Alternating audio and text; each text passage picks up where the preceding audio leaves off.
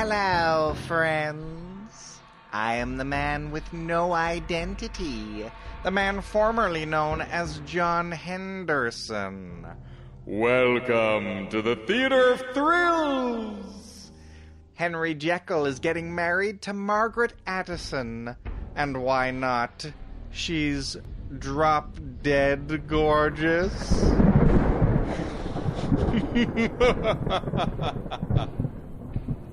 We continue now with Dr. Jekyll and Mr. Hyde. Enjoy.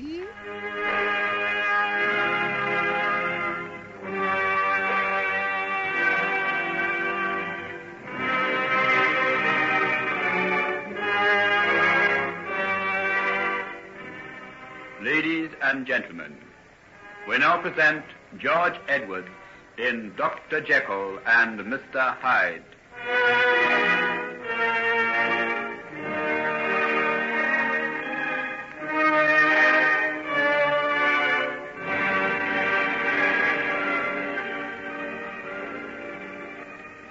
Come along now, Florrie.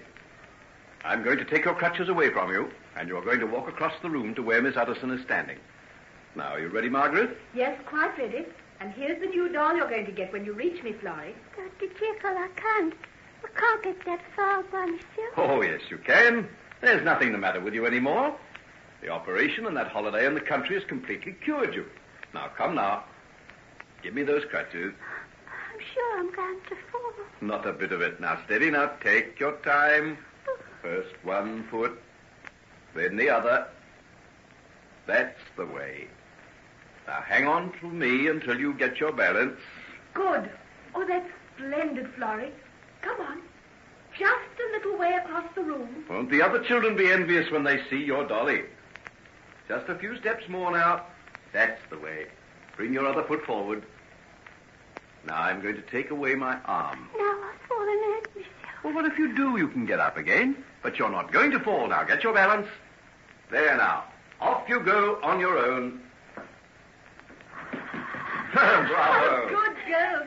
Splendid. I got across all by myself. Of course you did. I told you there was nothing wrong with you. Now, come along, Margaret. Let her have a doll. She's earned it.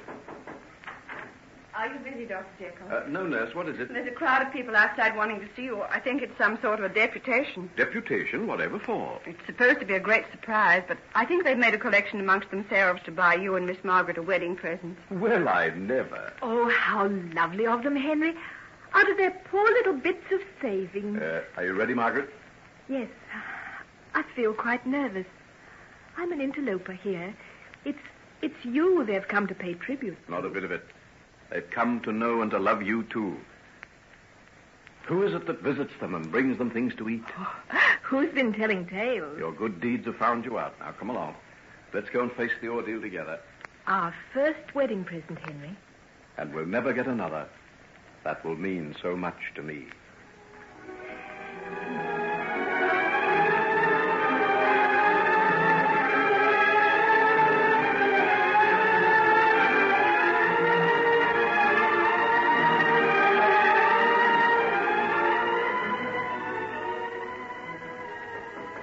Come in. A gentleman to see you, Miss Margaret, Mr. John Berry. John! Well, you are a surprise. Where have you come from? I got back to England yesterday. And where have you been all this time? You haven't written or sent us a word of any kind. Some of the places I got to were rather a long way from post offices, Margaret. Oh, then sit down and tell me all about it. Oh, you don't know how nice it is to see you. Really? Do you mean it? Oh, of course I do.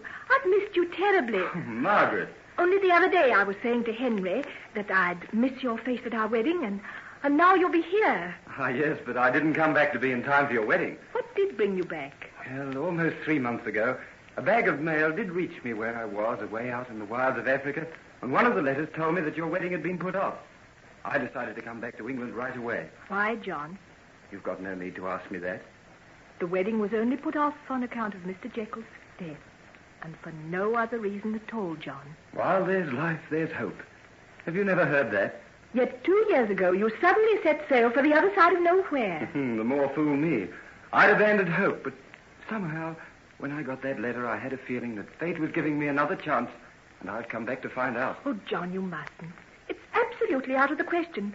Why, everything's arranged. It's only a little more than 3 weeks. When I see you coming down the aisle of the church as Henry's wife, I'll know it's time to give up hope. John, why do you talk like that? Why do you think? Because I love you.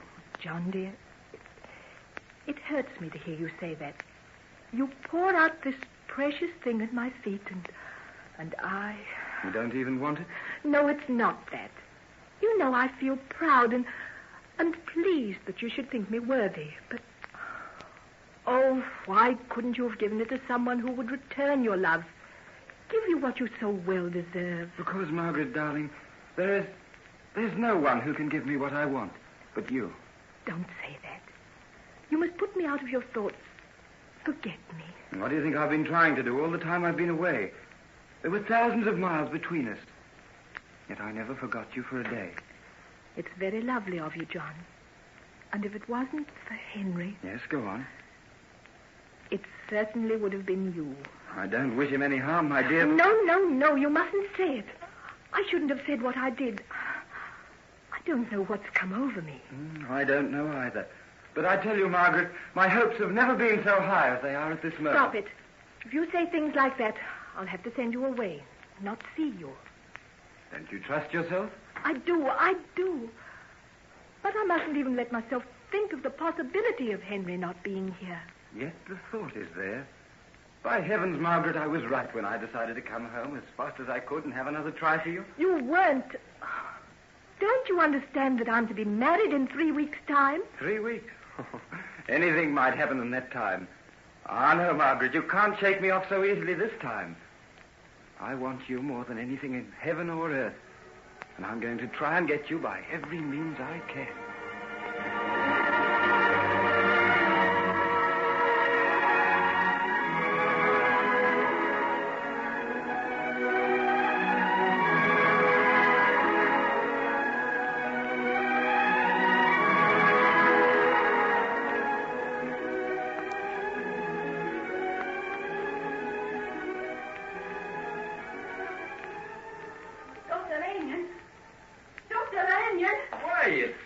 It's Hetty. Oh, Dr. Lanyon, I'm so glad I've seen you. I chased you off, why, across the park. Well, sit down in this seat and get your breath. Thanks. Tell me, how have you been getting along? That's just what I want to talk to you about. I've been that worried. Why, what's the matter? Well, you know Hyde. No, I don't know him, but go on. Well, he went away like I told you. You know, that time he went off with Henry Jekyll to some place in Austria. Oh, yes, Caravina. Well... Yes? He hasn't never come back again. Hasn't he? No. I've never seen or heard so much as a sign of him from that day to this. And that's nearly 4 months ago now. So it is. But aren't you rather pleased about that? I gathered you didn't like him very much. I didn't like him. I hated him. But at least he gave me money. Kept me in food. I see. But didn't he make any provision for you while he was away? Oh, he left me some money, but that's all gone. Then the tradespeople kept on letting me have things for a while, but now they're starting to turn nasty. And you don't know what to do? No, I don't.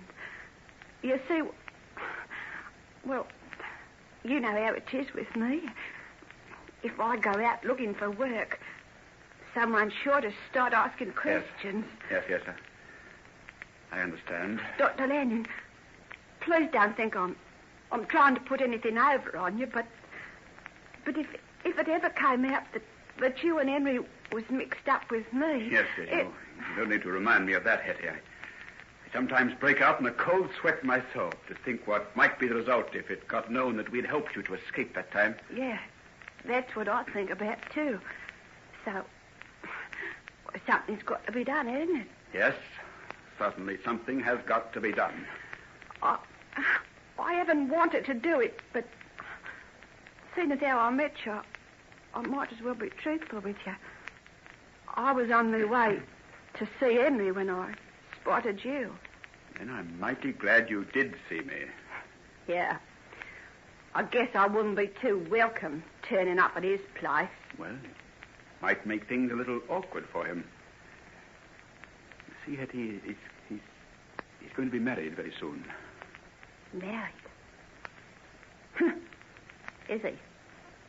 Some girl in society, I suppose. Well, someone he's known all his life. Known all his life? All the same, I bet she don't know him like I do. You're very bitter against him, aren't you? Wouldn't you be? Yes. Perhaps I would. Well, I'll do something about all this, Hetty. You can count on me. I know I can. You're the only decent chap I think I ever struck in my whole life. Do you know, you've never done a single rotten thing since I've known you. Well, if I'm the best you know, you must have been very unlucky, Hetty, old girl. Unlucky? Oh, well, I say things change every 7 years. That perhaps I'm in for something good. It's just on 7 years since I first met Henry. And I thought he was the most wonderful and marvellous thing that ever walked or breathed. How I loved him. I guess even the girl he's going to marry don't care for him as much as I did. Oh, look here, Hetty, you're not going to cry, are you? Oh, there's no point to that. Don't know what come over me. Don't often let myself think of things like that. Guess I'm a little light in the head or something. Are you? When did you eat last? Day before yesterday. Good Lord. Here, come over to this tea shop with me now, and we'll soon pick that up. And, here's some money for you. Thanks. That'll last you for a while, and then either Henry or I will come down to where you live and make some arrangements for you to carry on. As long as it's not Hyde. I don't think I could stand the sight of him again. Sometimes I wake up in the middle of the night, and I think I hear his footsteps in the room. He walks that light, just like some animal. And his eyes, they sort of shine in the dark. I couldn't stand no more of him. Not at any price.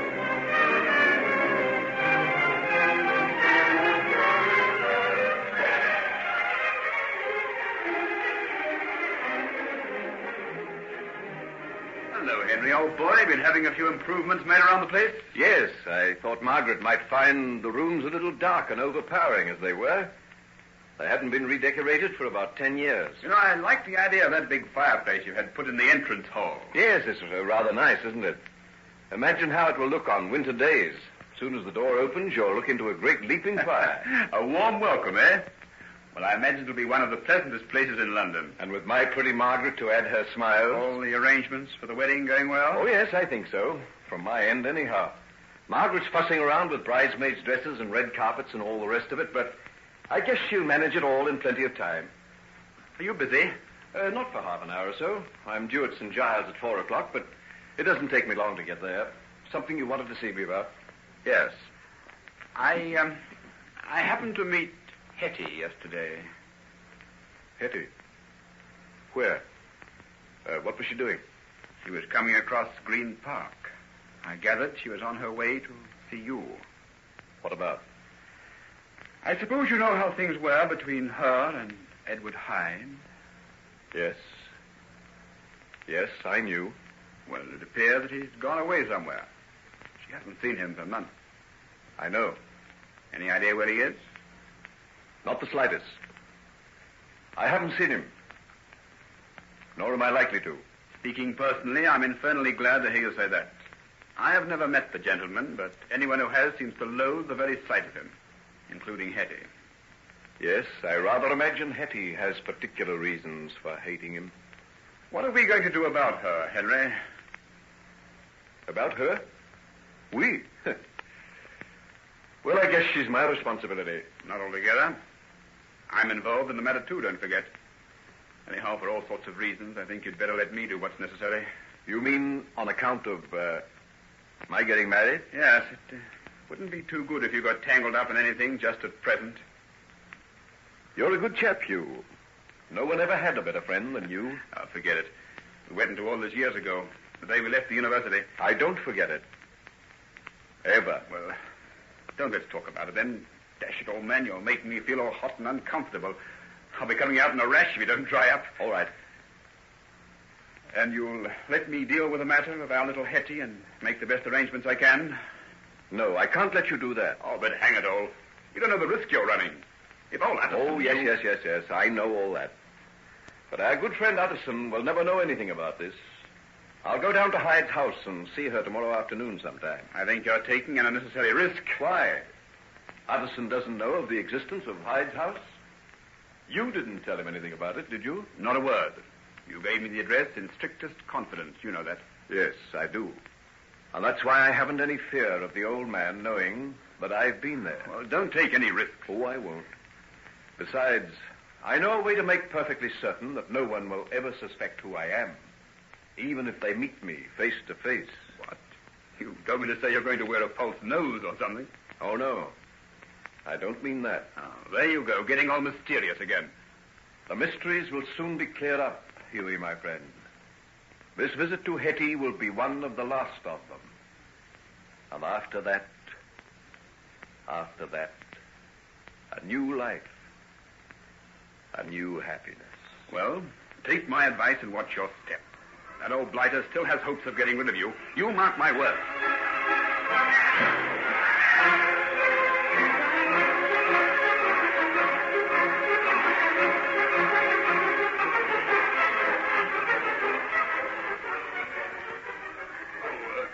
Hello, Utterson. Winter. Well, this is very fortunate. I was on my way to your chambers to see if you were in. Oh, I was just going to this little tea shop for my morning tea. What about coming too? Oh, that's a good idea. The weather makes one think of warm cup of tea, a first nip of autumn in the air, isn't it?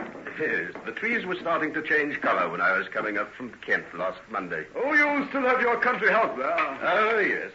I'd never part with that.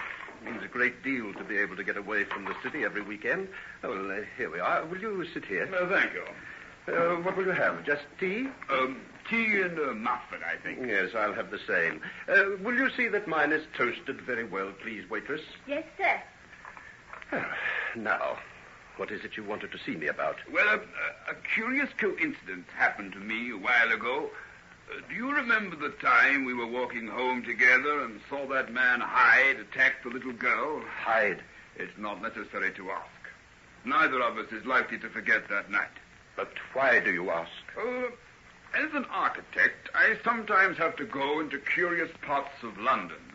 A short while ago, a client of mine decided to acquire a row of houses and rebuild them as modern residences. Everything was going all right when we suddenly struck a snag. One man refused to sell. And who should this obstinate fellow be but Edward Hyde? What?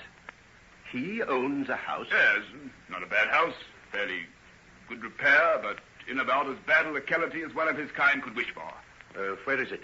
You can give me the address? Oh, of course I can. That's what I've come to see you about. I want you to try and see if you can persuade the fellow to sell. I don't know that I can do that, but I'm very glad to know where he lives.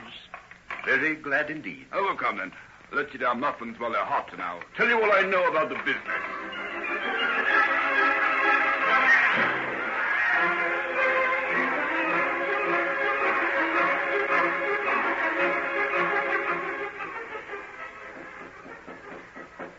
Who's there?